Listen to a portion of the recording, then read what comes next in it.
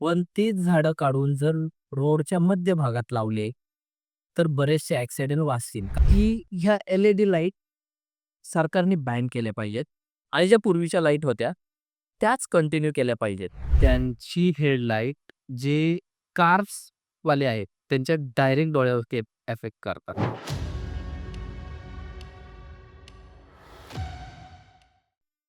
नमस्कार, कसे आहात? मी आपला मित्र संतोष. मी टॉपिक घेऊन आलेलो आहे. जे आता कार्सला ज्या एल-ई-डी लाईट वापरतायत, तो विषय आहे. आपण सर्वत्र बघतोय, की ॲक्सिडेंटचे प्रमाण हे पूर्वीपेक्षा जास्त वाढले. आता रस्ते पूर्वीपेक्षा खूप चांगले झालेले आहेत. तरीही ॲक्सिडेंटचे प्रमाण वाढते का? याच्यावरती थोडंसं बोलायचं आहे मला. खूप दिवस झालं चालला होता विचार चालला होता, की बोलायचंय. आज फायनली बोलतोय. मीही दिवसातनं कमीत कमी 150-200 किलोमीटर माझं कार रनिंग असतं. रात्रीचं म्हणजे 6च्या नंतर ज्यावेळेस गाड्या चालवता, आता प्रॉब्लेम हा होतो, की ज्या आत्ता कारला, एस-यू-व्हीला कुठलीही गाडी असू द्या, त्याला ज्या लाईट येत आहे, हेडलाईट, त्या सगळ्या एल-ई-डी येत आहेत, व्हाईटवाल्या. जेणेकरून समोरनं जर एखादी कार आली, तर त्याच्या अपोझिट साइडनी येणाऱ्या गाडीच्या ड्रायव्हरच्या बरोबर डोळ्यावरती ती चमकते. आता तो ब्लाइंड होतो व ॲक्सिडेंट होतात.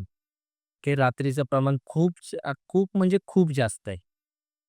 कारण डायरेक्ट डोळ्यावर जर लाईट आली, तर तुम्हाला पण माहिती आहे, की गाडी चालवणं, कंट्रोल करणं थोडंसं कठीण होतं. मला हे म्हणायचं आहे, की जर लाईटमुळं ॲक्सिडेंट होत आहेत, हे सर्वांना दिसतं, गव्हर्नमेंटला दिसतं. तर गव्हर्नमेंट ह्या लाईटवर आक्षेप का घेत नाहीये? का गव्हर्नमेंटला सगळ्यांना मारायचंय? का गाड्यांच्या कंपन्यांमधनं ज्या गाड्या तयार होत आहेत त्याचा सेल वाढवायचा आहे? म्हणजे माणसाच्या जीवाचं काही व्हॅल्यू आहे का नाहीये?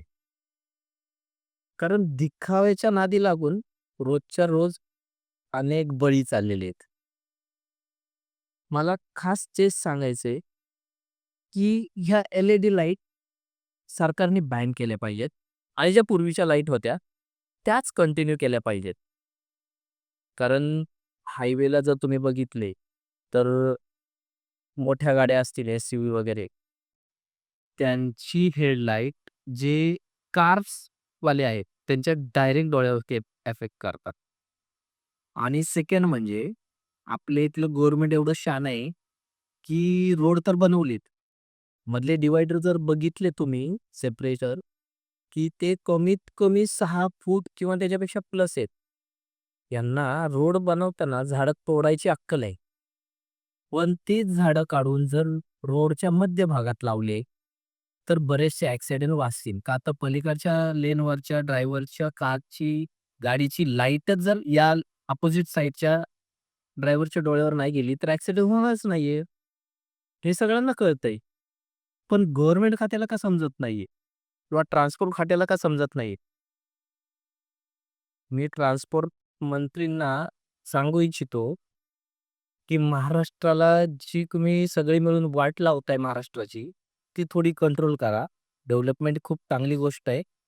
पण थोडा निसर्ग पण जपा आणि हायवेला ती जी फालतू झाडं लावतायत ना, की 1.5 फूट, 2 फूट वाढणारे देखावेचे, ती झाडं महत्त्वाची नाहीये. तिथं तुम्ही हायवेला कमीत कम 6 फूट, 7 फूट वाढणारी झाडं लावा, की जेणेकरून ॲक्सिडेंटचं प्रमाण खूप कमी होईल आणि माणसांचा नाहक होणारा बळी हा वाचेल. तुम्हाला जर माझे हा व्हिडिओ योग्य वाटला, कमेंट केला, तर तुम्ही नक्की सांगा, की एल-ई-डी लाईट आणि हायवेला रोडच्या मध्यभागी डिव्हायडर म्हणून झाडं लावणं योग्य आहे का नाहीये? आणि एल-ई-डी लाईट वापरायच्या का नाहीये? जय हिंद, जय महाराष्ट्र.